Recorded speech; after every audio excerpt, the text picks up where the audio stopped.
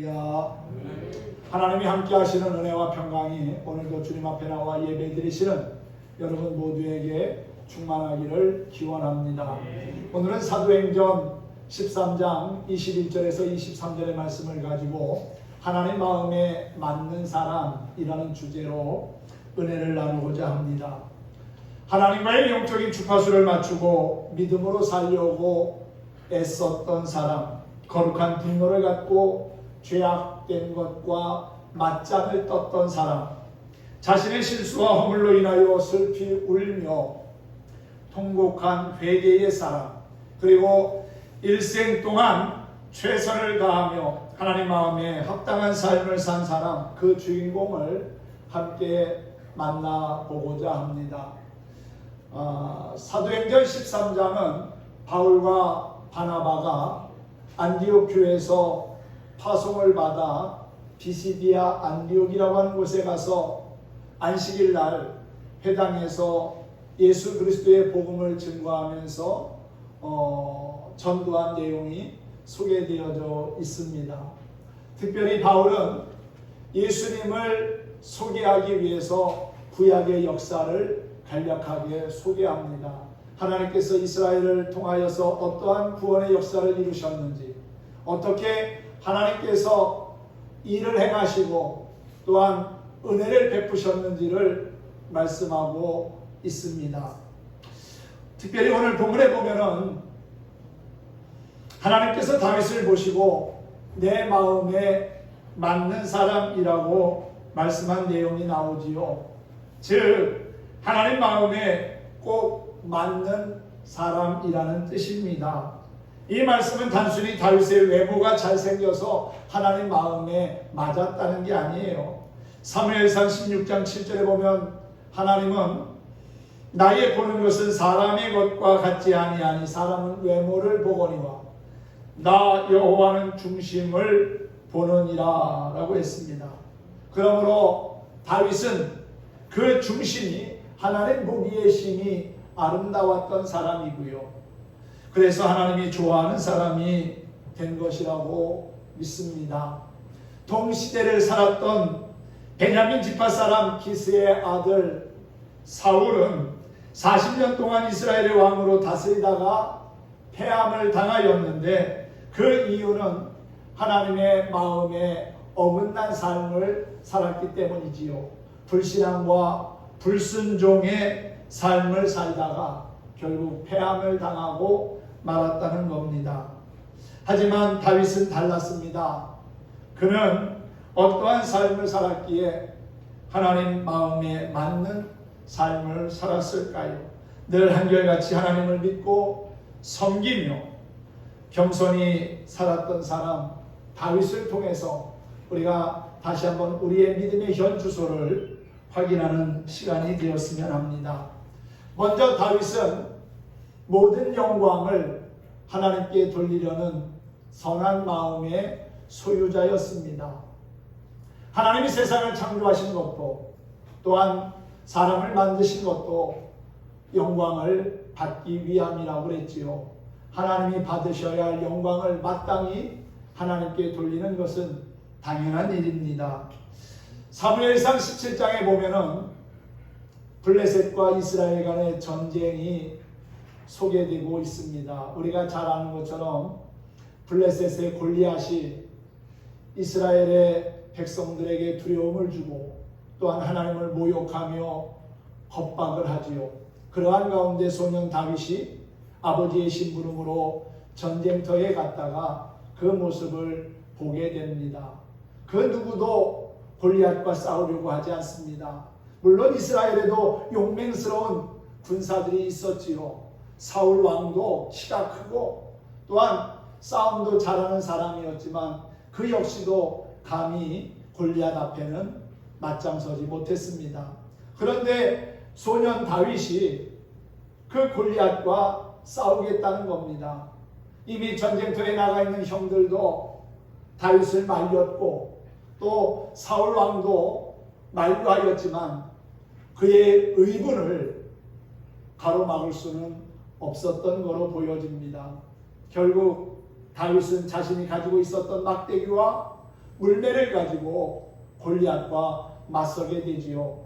골리앗은 어린 다윗을 보면서 내가 나를 개로 여기고 막대기를 가지고 나왔느냐? 내가 오늘 너를 찢어 죽여서 하늘의 새들에게 먹거리가 되게 하겠다고 겁박을 합니다. 그런 상황 속에서 다윗은 조금도 굴복하지 아니하고 위축되지 아니하고 더 오히려 담대하게 골리앗을 향하여 외치지요. 너는 칼과 창과 단창을 가지고 내게 오지만 나는 만군의 여호와의 이름으로 내게 가노라. 그리고 자신이 평소에 사용했던 물맷돌을 가지고 달려갑니다.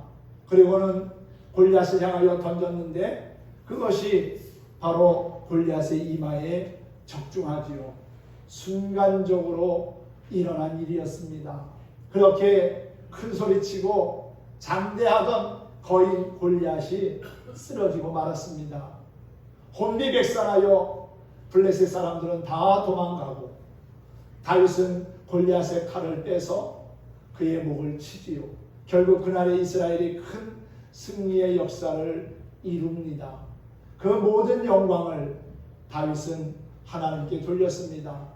내가 잘났기 때문에 내가 힘이 있고 내가 지혜로워서 이렇게 큰 일을 행했다고 자신을 드러내지 않았다는 거지요. 모든 존귀와 영광을 하나님께 돌렸고 늘 하나님 앞에 자신을 낮추는 그러한 모습을 보인 겁니다. 다윗의 마음의 중심에는 오로지 하나님의 영광을 위하여 싸우고자 하는 마음이 있었다는 것이지요. 그가 목숨까지 내걸고 골리앗과 싸운 것, 사울 왕의 사위가 되기 위한 것도 아니고 또한 이스라엘 군대의 장군이 되기 위한 것도 아니었습니다. 오직 하나님의 영광을 위하는 불타는 마음이 있어서 믿음으로 나아가 싸웠던 것이지요. 하나님은 오로지 당신의 영광을 위하여 살고자 힘쓰는 자들을 기뻐하십니다. 하나님이 기뻐하시는 사람이 오늘 예배의 현장에 있는 저와 여러분이 되기를 축복합니다. 하나님이 인간을 지으신 목적도 우리 인간을 통하여 영광 받으시기 위함이었다는 사실이지요. 하나님은 내 영광을 다른 신이나 사람에게 빼앗기지 아니하리라고 하셨습니다. 사도행전 12장을 보면 헤롯 왕이 자기가 신이라고 하며 영광과 경배를 받고자 할 때 주의 사자가 곧 쳐서 벌레에게 먹혀 죽었다는 말씀이 나옵니다. 영광을 받으셔야 할 분은 하나님인데 자기가 마치 신인 양 영광을 받으려고 했다가 비참한 최후를 맞고 만 것이지요. 늘 우리는 하나님 앞에 자신은 연약한 존재이고 또한 피조물에 불과하다는 사실을 잊지 말아야 합니다. 그래야 교만에 빠지지 않고 하나님의 영광을 드러내는 하나님이 기뻐하시는 삶을 살아갈 수가 있는 것이지요. 이사야서 48장 11절 말씀을 보면은 나는 나를 위하며 나를 위하여 일을 이룰 것이라. 내가 내 이름을 욕되게 하리요 내 영광을 다른 자에게 주지 아니하리라고 했어요. 또한 시편 115편에도 보면은 여호와여 영광을 우리에게 돌리지 마옵소서. 오직 주의 인자하심과 진실하심을 인하여 주의 이름에 돌리소서. 오직 하나님만이 영광을 받기에 합당합니다라는 그러한 시인의 고백을 볼 수가 있습니다. 또한 우리가 잘 아는 고린도전서 10장 31절에 너희는 먹든지 마시든지 무엇을 하든지 다 하나님의 영광을 위하여 하라고 했지요. 하나님은 온전히 당신의 영광을 위하여 살고자 하는 사람을 기뻐하시고 또한 승리케 하십니다. 다윗이 하나님의 영광을 위하여 살아서 하나님 마음에 맞는 사람이 된 것을 기억하며 우리도 우리의 삶의 모든 영광을 오직 하나님이 받으시도록 그렇게 예배자의 삶을 살고 또한 그리스도인의 삶을 살아가야 될 줄로 믿습니다. 또한 다윗은 겸손히 회개한 사람이었기에 하나님 마음에 맞는 사람이 된 겁니다. 누구나 실수할 수 있습니다. 잘못할 수 있습니다. 그런데 중요한 것은 그것을 깨닫고 회개하는 것이지요. 다윗이 위대한 성군이고 이스라엘 역사에 큰 획을 그은 사람이면은 분명하지만 그도 역시 인간이기에 실수하고 범죄한 일이 있었습니다. 사울왕 못지않게 큰 죄를 지었던 일이 있었습니다. 그가 한 번은 왕이 되고 나서 평안하게 궁궐에 거할 때 자고 일어나 지붕 위를 거니다가 목욕하는 여인을 보고서 절제하지 못하여 데려다가 범죄했지요. 그 여자가 임신을 하자 그것을 감추기 위해서 전쟁터에 나가 있던 그의 남편 우리아를 불러들입니다. 그리고는 집으로 돌아가 쉬게 합니다. 하지만 우리아는 충성된 장군이라 여호와의 법궤가 지금 들판에 있고 부하와 상관들이 전쟁터에서 피 흘리며 싸우고 있는데 내가 어찌 한가로이 집에 들어가서 내 아내와 함께 있을 수 있겠는가? 그럴 수 없다고 결국은 집에 들어가지 않지요. 결국은 위험한 전선에 나가 죽게끔 합니다. 다윗은 간음죄와 살인죄 그리고 직권 남용죄 등을 다 지은 것이지요. 사실 그렇게 죄를 범하고도 다윗은 그것이 죄인지 몰랐습니다. 그런데 하나님은 그의 죄를 깨우치기 위해서 나단 선지자를 보내지요. 그리고 선지자의 말을 통해서 자신의 죄가 결국은 드러남을 보게 합니다. 하나님 앞에 그가 얼마나 무서운 죄를 범했는지를 알게 하지요. 그래서 그는 자신의 죄가 드러났을 때 그것을 감추려고 하지 않고 그것을 알고 있는 선지자를 죽이지도 아니하고 오히려 하나님 앞에 엎드려 눈물로 침상이 젖도록 회개합니다. 그 모습을 하나님은 긍휼히 보신 거지요. 아무리 우리가 많은 죄를 범하고 또한 잘못된 삶을 살았을지라도 진심으로 회개하고 돌이키면 하나님께서 긍휼히 여기시고 용서와 자비의 손길을 허락하심을 믿으시기 바랍니다. 다윗이 그때의 사건을 기억하고 눈물로 고백하며 쓴 시가 시편 51편에 기록된 말씀입니다. 그는 자신이 얼마나 큰 잘못을 했는지 깨닫고 눈물로 하나님 앞에 진심으로 회개했습니다. 가장 사랑하던 아들 압살롬이 반란을 일으켜서 허겁지겁 도망갈 때 사울의 족속 가운데 시므이라고 하는 사람이 있는데 그가 돌을 던지며 저주하고 욕을 했습니다.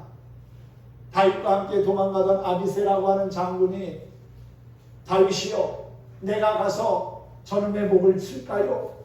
그러자 다윗이 그냥 내버려 두라고 합니다.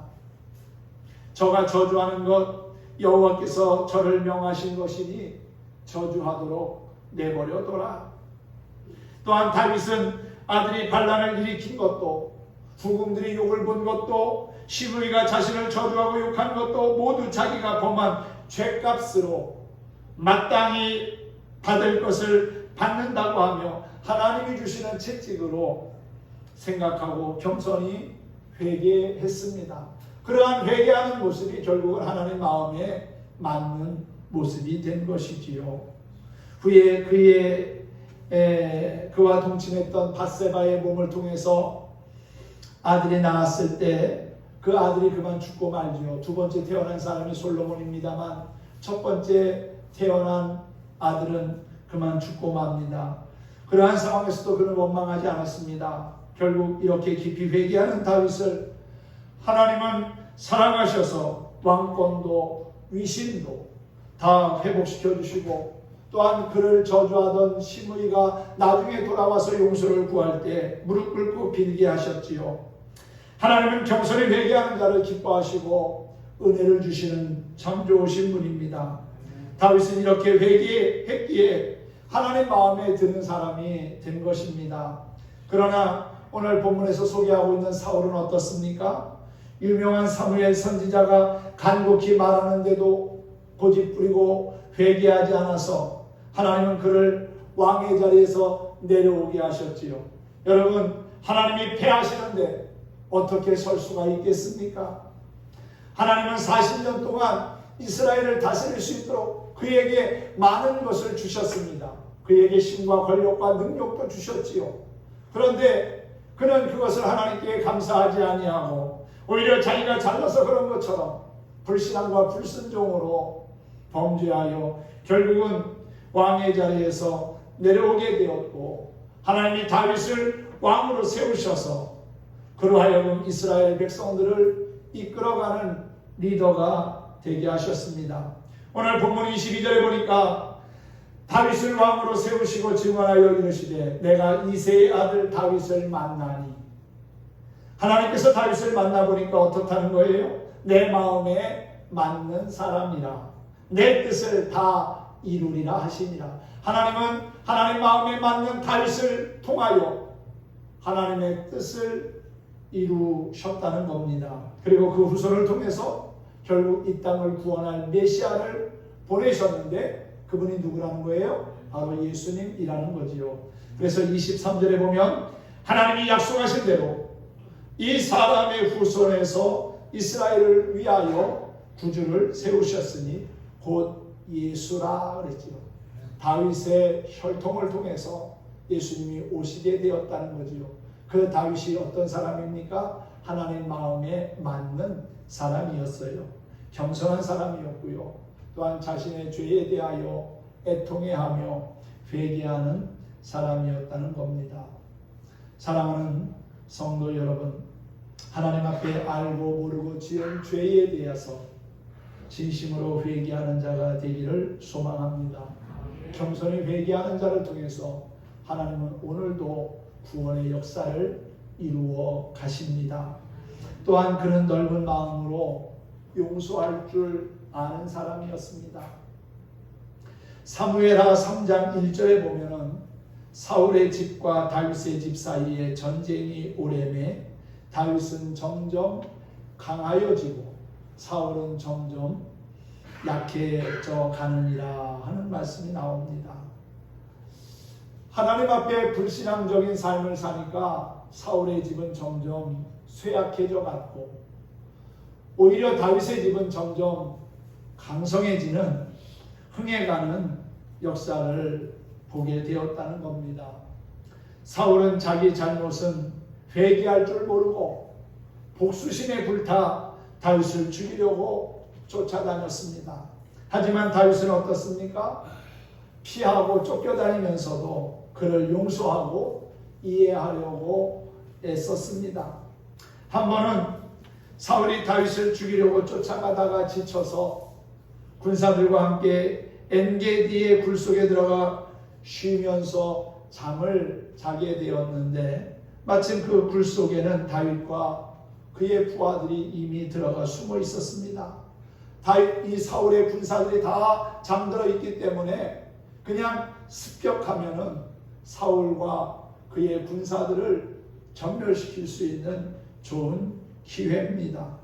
부하들은 하나님이 주신 절호의 기회라고 당장 사울을 죽이자고 하지만은 다윗은 하나님이 기름 부어 세운 왕을 내가 죽일 수는 없다고 하면서 사울의 옷자락만을 칼로 베지요. 이러한 상황이 몇 차례 더 있었습니다만 사울을 죽일 수 있는 기회가 주어졌음에도 그는 사울의 몸에 결코 손대지 않았습니다. 오히려 그를 이해하고 용서하려고 힘썼지요. 그런 넓은 마음을 가진 다윗을 하나님이 사랑하시고 또한 마음에 맞는 사람이라고 인정하시는 것은 당연한 일이 아닌가 하는 생각을 해봅니다. 또한 압살롬의 구테타 반란으로 인하여 도망갈 때 돌을 던지며 욕을 했던 시므이가 나중에 찾아와서 빌 때에도 용서해 준 사람이 바로 다윗입니다. 하나님께서 우리를 용서하신 것처럼 우리도 또 다른 사람을 용서하며 이해하며 살아가는 것이 당연한 일인 것이지요. 마태복음 6장 15절에서 주님은 말씀하셨습니다.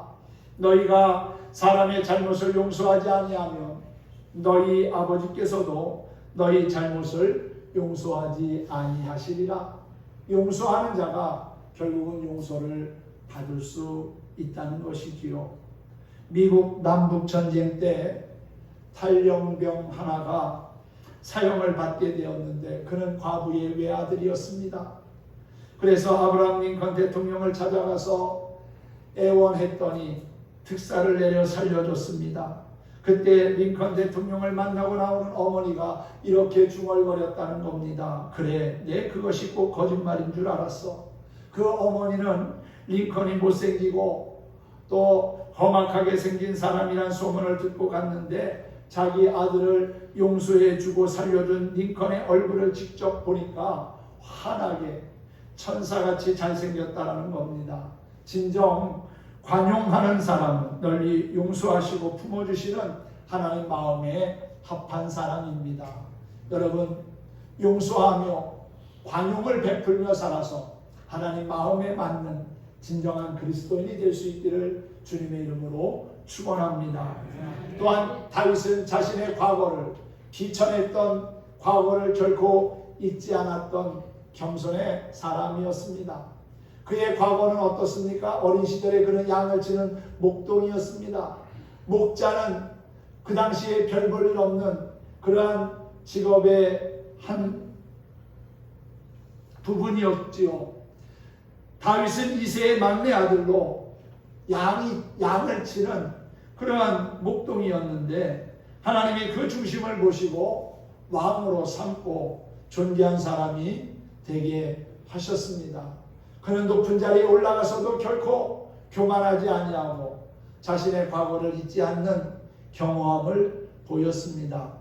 이것 또한 다윗이 하나님 마음에 합한 자가 된 까닭이지요. 사무엘하 7장 18절과 19절에 보면은 다윗 왕이 여호와 앞에 들어가 앉아서 이렇게 고백하는 말을 보게 됩니다. 주 여호와여, 나는 누구오며 내 집은 무엇이기에 나를 여기까지 이르게 하셨습니까? 나로 하여금 이렇게 왕의 자리에까지 앉을 수 있도록 하나님께서 은혜를 베풀어 주셨는데 내가 무엇이기에 이토록 많은 것을 허락해 주셨는지요. 주 여호와여, 주께서 이것을 오히려 적게 여기시고 또 종의 집에 있을 먼 장래의 일까지도 말씀하셨나이다.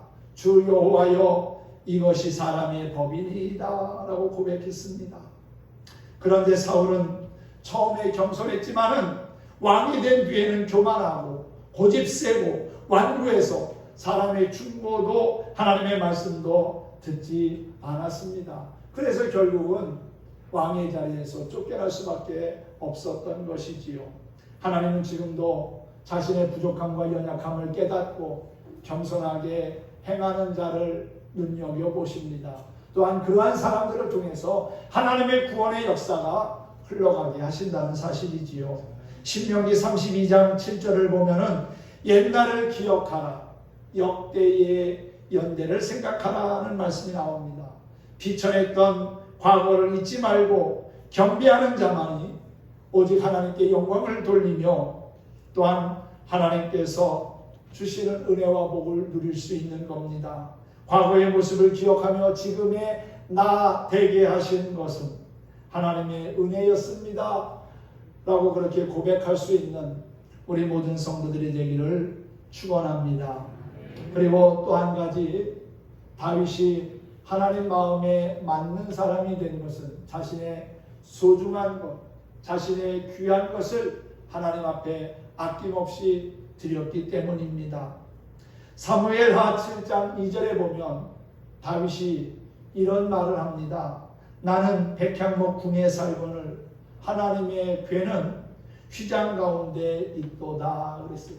자기는 좋은 곳에서 호의호식하며 살고 있는데 하나님의 언약궤는 그냥 한 곳에 천막에 방치되어 있는 것이 마음이 안타까웠던 거지요. 그래서 사실 다윗은 하나님의 성전을 지으려고 여러 가지 계획을 하고 많은 준비를 했지만 하나님이 허락하시지 않아서 결국은 짓지 못합니다. 그러다가 그의 아들인 솔로몬에 대해 가서 예루살렘 성전을 완공하게 되지요. 사실 솔로몬이 성전을 잘 지을 수 있었던 것은 그의 아버지인 다윗이 그 모든 것을 준비해 놓았기 때문이라고 보여집니다. 다윗은 무엇이나 귀하고 좋은 것은 하나님께 드리고 싶어서 못 견디는 그러한 사람이었다는 것이지요. 한 번은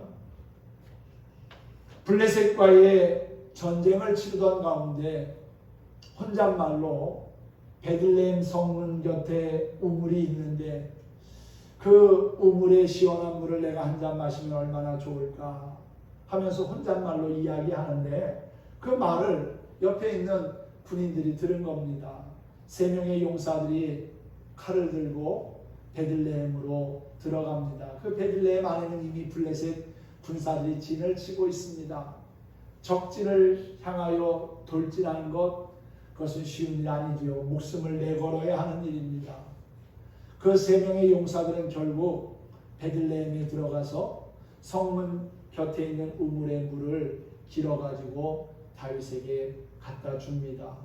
왕이시여, 당신이 원했던 베들레헴 성문 곁에 우물입니다. 드십시오. 그걸 어떻게 마십니까? 자기의 부하들이 목숨 걸고 가서 가져온 그 물, 그것을 그는 땅에다가 그냥 흘려보냅니다.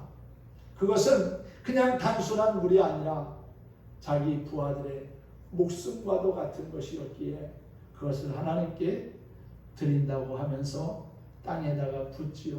생명과 같은 귀한 물을 나는 마시지 않겠다고 하면서 다윗은 그 물을 여호와께 부어 드렸습니다. 다윗은 제일 귀한 것을 하나님께 드릴 줄 아는 사람이었다는 것이지요. 주님은 먼저 그의 나라와 그의 의를 구하라. 그리하면 모든 것을 너희에게 더하시리라 그랬어요. 여러분, 우리의 삶의 우선순위가 바뀌면 안 됩니다. 내가 무엇을 먹을까 마실까 그걸 먼저 구하기보다는 하나님 나라와 그의 의를 먼저 구하는 것이 우선입니다. 이 우선순위가 바로 설 때에 우리의 신앙과 믿음은 성장하게 되고요. 좋은 열매를 맺게 될 거라고 믿습니다. 뿐만 아니라 하나님 마음에 맞는 사람으로 쓰임받게 되겠지요. 여러분, 하나님께서는 나를 존중히 여기는 자를 내가 존중히 여기고 나를 멸시하는 자를 내가 경멸히 여기리라고 말씀하시기도 했습니다. 다윗처럼 가장 먼저 하나님의 영광을 구하며 겸손히 회개하고 남을 관대한 마음으로 용서하며 하나님의 은혜를 받기 이전에 자신의 과거를 기억함으로 겸비하고 그리고 제일 귀한 것을 하나님께 드려 하나님 마음에 맞는 그러한 성도의 삶을 우리도 살아갔으면 좋겠습니다. 다윗이 하나님 마음에 맞는 삶을 일생을 살았던 것처럼 우리도 그렇게 살아서 우리의 삶이 하나님이 기억하시는 또한 하나님 마음에 감동이 되는 삶의 주인공이 되기를 예수님의 이름으로 축원합니다. 오늘은 당신은 하나님의 사람이라는 찬송을 함께 부르면서 말씀을 마치도록 하겠습니다. 주의 은혜로 살아가는 사람, 그리고 말씀에 순종하며 살아가는 사람, 그러한 사람이 하나님 마음에 맞는 사람이고 하나님 마음에 감동을 드리는 사람입니다. 세상을 변화시키는 주역이 될 수 있지요. 찬양을 여러분 함께 부르면서 또 가사를 잘 음미해 보면서 찬양하도록 하겠습니다.